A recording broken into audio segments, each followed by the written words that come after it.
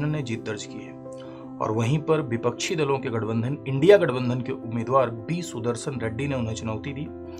लेकिन ये पहले से माना जा रहा था कि एनडीए की संख्या बल ज्यादा है और ऐसे में सीपी राधाकृष्णन विजयी होंगे और वही हुआ। भारत देश में उपराष्ट्रपति का चुनाव वैसे ही होता है जैसे राष्ट्रपति का चुनाव, यानी समानुपातिक प्रतिनिधित्व की एकल हस्तांतरणीय मत पद्धति द्वारा single transferable vote system by the means of proportional representation. उपराष्ट्रपति का चुनाव अप्रत्यक्ष रीत से होता है, यानी डायरेक्ट जनता पार्टिसिपेट नहीं करती है, बल्कि उपराष्ट्रपति के चुनाव में एक निर्वाचक मंडल भाग लेता है। उस निर्वाचक मंडल में लोकसभा और राज्यसभा के सभी सदस्य शामिल होते हैं। विशेष बात यह है कि उपराष्ट्रपति के चुनाव में राज्यों के विधानसभा के सदस्य शामिल नहीं होते हैं। भारत में उपराष्ट्रपति का चुनाव अप्रत्यक्ष रीत से होता है, गुप्त मतदान होता है। उपराष्ट्रपति भारत देश में दूसरा सबसे बड़ा संवैधानिक पद है, लेकिन एक विशेष बात यह है कि भारत में उपराष्ट्रपति को हिज सुपरफ्लुअस हाइनेस कहा जाता है।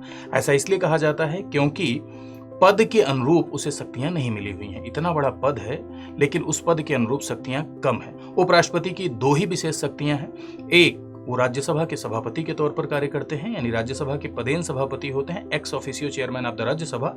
और दूसरा, राष्ट्रपति की पद रिक्ति की दशा में वो राष्ट्रपति के तौर पर कार्य करते हैं।